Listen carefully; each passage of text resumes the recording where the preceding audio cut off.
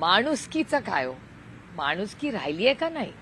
आणि त्या मंत्रालयामध्ये दुखवटा असताना एवढं मोठं म्हणजे होतेच कशी ही घटना, ज्याची पारदर्शकपणे इन्क्वायरी झाली पाहिजे. आणि ज्या लोकांनी ही आहे केलेली आहे गोष्ट, ह्याची त्यांच्यावर स्ट्रॉंग ॲक्शन माननीय मुख्यमंत्र्यांनी घेतली पाहिजे आणि ती टाईम बाउंड मॅनरमध्ये झाली पाहिजे.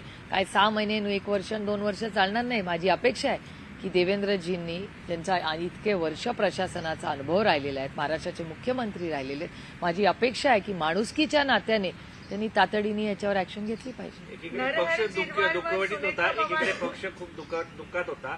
त्याच काळात अजितदादा यांच्या पक्षाचा एक मंत्री, त्याचा पीए जे आहे, लाच घेताना सापडतो, तेही मंत्रालयाच्या दुसऱ्या मजल्यावरती.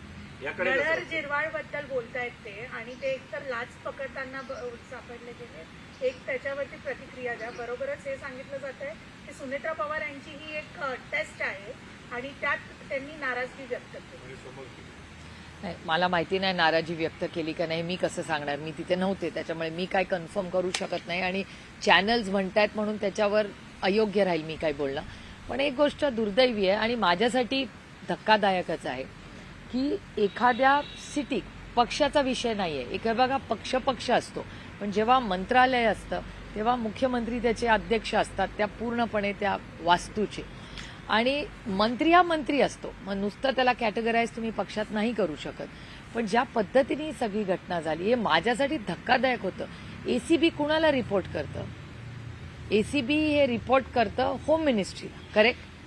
ज्या 6व्या मजल्यावर महाराष्ट्राचे माननीय मुख्यमंत्री बसतात, होम मिनिस्ट्री माननीय मुख्यमंत्र्यांकडे, त्या माननीय मुख्यमंत्री ज्या 6व्या माळ्यावर बसतात त्या 6व्या माळ्यावरच्या होम मिनिस्ट्रीनीच 3ऱ्या 4थ्या मजल्याच्या त्यांच्याच कॅबिनेटमधल्या त्यांच्याच मंत्र्याच्या इथे एसीबी जाणं हे धक्कादायक नाहीये का? मग ही कंप्लेंट केली कोणी?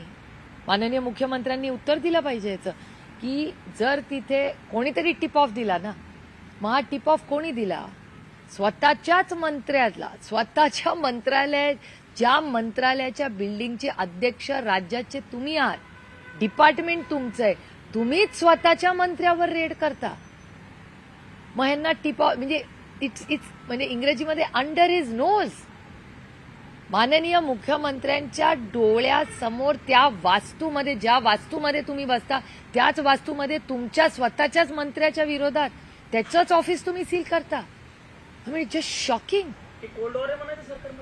ते ना मला माहिती नाही, मला हे विश्वासच बसू शकत नाहीये. म्हणजे आपल्याच घरामध्ये आपण आपल्याच माणसावर रेड करणं. मग हा टिप ऑफ कोणी दिला आणि हे खरं आहे नाही खरं आहे ह्याची उत्तरं माझ्याकडे नाहीये. अजित पवार यांच्या पक्षाच्या वतीनं कोणी बोलत नाहीये. अजित पवार यांच्या पक्षाच्या वतीनं एक जण विचारा टीसीएम वरती प्रेशर टाकण्याचा प्रयत्न आहे का? आताच ते रिसेंटली त्यांनी जस्ट आपला पदभार स्वीकारला. हे ना, मी ह्या कुठल्याच प्रश्नाची उत्तरं देऊ शकत नाही, कारण मला वास्तव नाही माहिती आणि मी फक्त वास्तवतेवर बोलते. तुम्हाला माहिती आहे मी डेटा आणि माझ्याकडे वास्तव असेल तेवढंच बोलते. जेव्हा माहिती नाही तेव्हा मी प्रांजळपणे कबूल करते की मला माहिती नाही. पण धक्कादायक एक गोष्ट आहे, मी पुन्हा तेच बोलते की ज्या वास्तूमध्ये तुमचं ऑफिस आहे, हे मंत्रालय महाराष्ट्राचं, महाराष्ट्राची मायबाप जनता त्या मंत्रालयाकडे अपेक्षेने बघते की आम्हाला न्याय ही बिल्डिंग देईल. हे मायबाप सरकार आहे.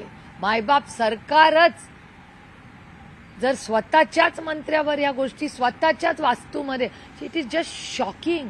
म्हणजे मला अजूनच विश्वासच बसत नाही. आणि ते डिपार्टमेंट माननीय मुख्यमंत्र्यांकडे, माननीय मुख्यमंत्र्यांनीच स्वतःच्याच मंत्री, कारण का मी पुन्हा रिपीट करते की जेव्हा तुम्ही मुख्यमंत्री असता तेव्हा तुम्ही पक्षाचे मुख्यमंत्री नसता, तुम्ही राज्याचे मुख्यमंत्री असता.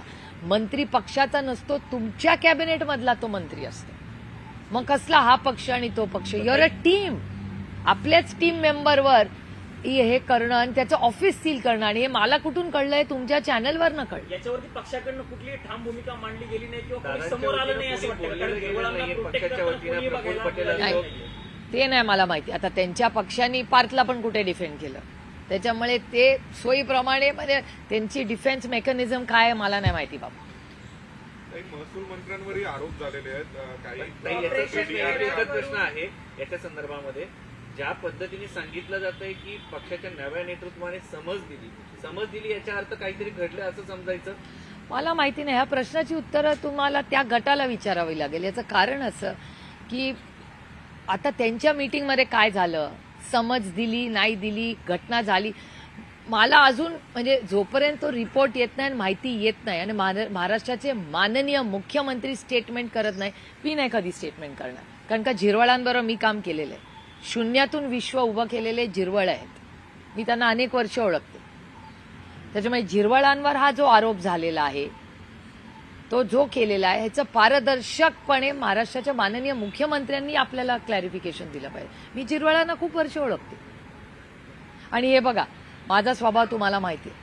जेव्हा भुजबळ साहेब ही किंवा नवाबभाई जेलमध्ये गेले होते, तेव्हा मी पारदर्शकपणे आर्थर रोडला किंवा कोर्टात गेले होते त्यांच्या फॅमिलीबरोबर. कारण का आम्ही कधी ना कधी एका ताटात जेवलेले लोक, एकामेकाच्या सुखदुःखात उभे राहिलेलो. त्यामुळे भुजबळ साहेब जेव्हा जेव्हा मला वाटलं त्यांची फॅमिली अडचणीत आहे, की कोर्ट असू दे, जेल असू दे, हॉस्पिटल असू दे, मी तिकडे गेलेले आणि पुढेही जाणार.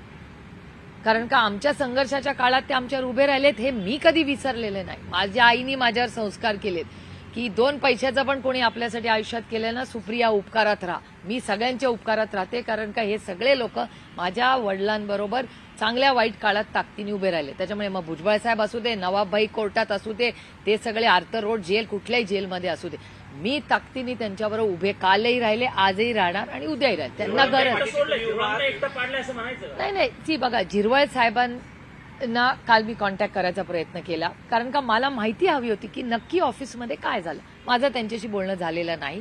मी निरोप ठेवलाय त्यांच्यासाठी की मला प्लीज करा. कारण काय मला क्युरिओसिटी होती की नक्की झालं काय. पहिला मुद्दा.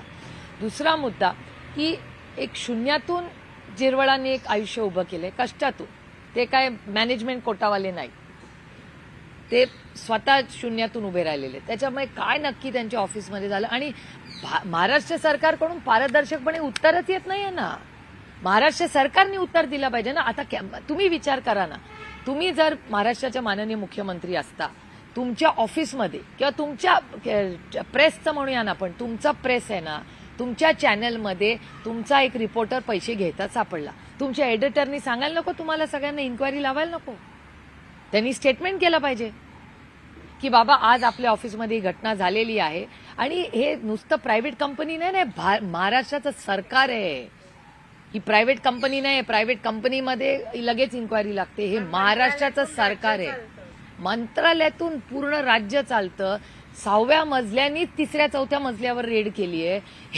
हे म्हणजे मला अजून खरंच वाटत नाही की माननीय मुख्यमंत्र्यांनी स्वतःच्या कॅबिनेट मिनिस्टरवर ही रेड होते. हे असं कसं होऊ शकतं. पक्ष शांत आहे ताई. तर त्याचं उत्तर मी नाही देऊ शकत. त्यांच्या गटाने काय करायचं काय नाही करायचं त्यांचा चॉईस आहे.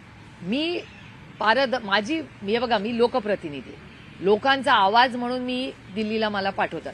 त्याच्यामुळे महाराष्ट्र सरकारमध्ये जे काय होतं किंवा ज्या राज्यातून मी येते किंवा दुसऱ्या राज्यांमधून येते, मला लोकांनी इथे बोलायलाच पाठवलेलं आणि न्याय मागायला, आणि मी विरोधात आहे. त्याच्यामुळे अर्थातच माझी नैतिक जबाबदारी आहे की माझ्या राज्यात, ज्या राज्यातून मी निवडून येते, त्या राज्यात जर चुकीच्या गोष्टी होत असतील ज्या कधीच झालेल्या नाहीत. एसीबीची रेड मंत्रालयात होते, कॅबिनेट मिनिस्टरचं सील होतं, कॅबिन सील होतं. ऐसा कैसे हो सकता है.